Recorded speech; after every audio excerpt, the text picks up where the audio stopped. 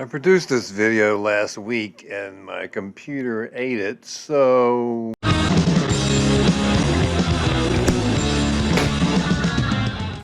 let's see if I can tell this story this time.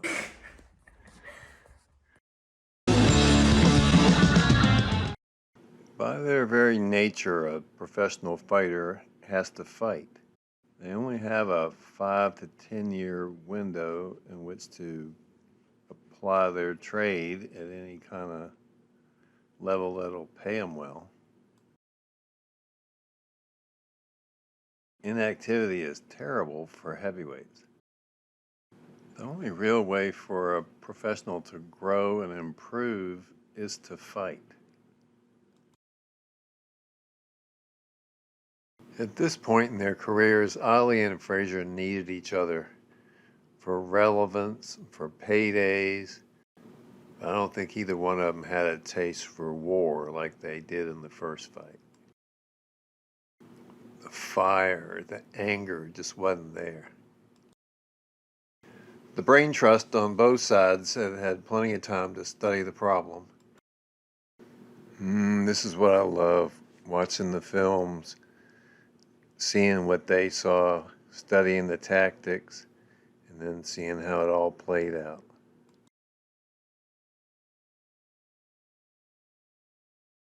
Frazier often had trouble finding the range on a moving target, and he tended to punch from too far away.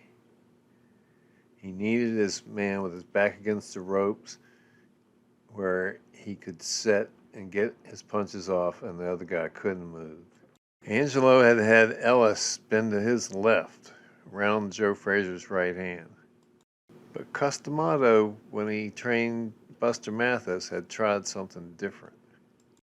At distance, he had Mathis circle to the left, and then as Frazier closed, he tried to pass the left hook and then move right, go out right. By contrast, Ali went straight back into the ropes in the first fight. Speed and agility are what counter that kind of raw power. So this fight was going to be about the distance. Ali had to feel when to break right, when to release the pressure. The other two keys to fighting Joe Frazier were to tie him up on the inside and to counter the left hook when it missed with the straight right hand, counter right hand. It was Eddie Futch who had said many years ago that a right hand counters the left hook every time when the range is correct. Frazier needs to cut off the ring and apply effective aggression, and he also needs to pace himself instead of just running amok. And obviously the left hook is his key to the fight. So now we're ready for the big night, right? No, first we got to talk about fouls because there were so many in the first fight. Long history of Angelo Dundee complaining about the headbutts and the low blows came right up to the moment before the fight started. Now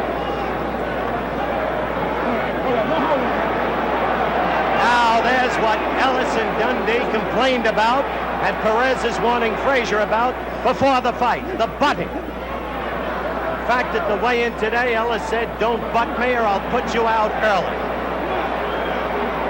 Talk of course.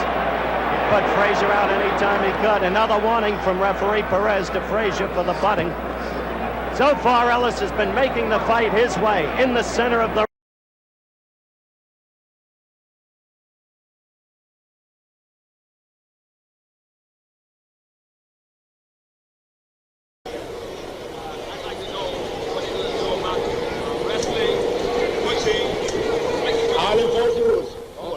I want you to be sure of the hip punches he throws and the low blows. I enforce it. Very good.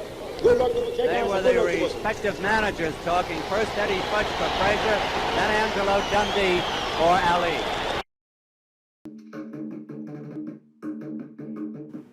They called it Super Fight 2.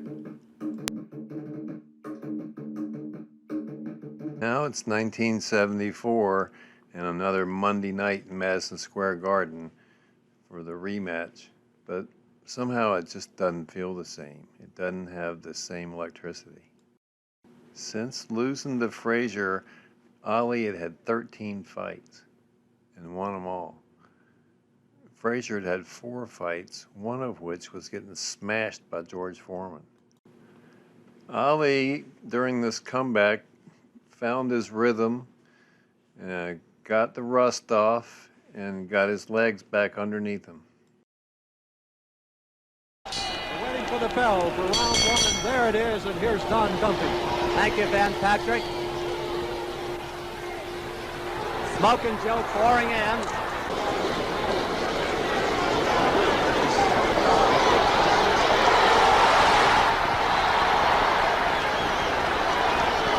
Frazier's coming in wide open.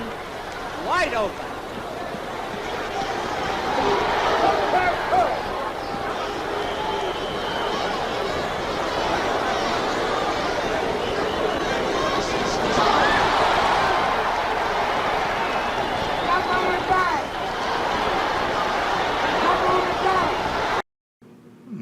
Old school boxing, the common wisdom was you take a short fighter and you make him fight even shorter. This was done by Charlie Goldman with Rocky Marciano. It was done by Customato with Floyd Patterson, and it was done by Eddie Futch with Joe Frazier. You want to get your guy down underneath the opponent's power punches.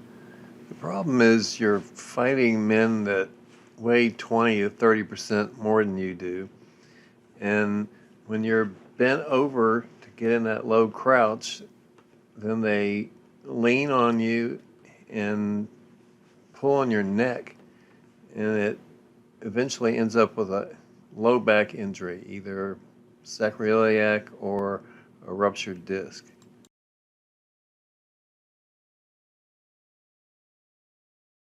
This was the story with Marciano, Patterson, and Frazier. They all ended up with low back injuries that affected their careers. Frazier smiling. Talks to Ali.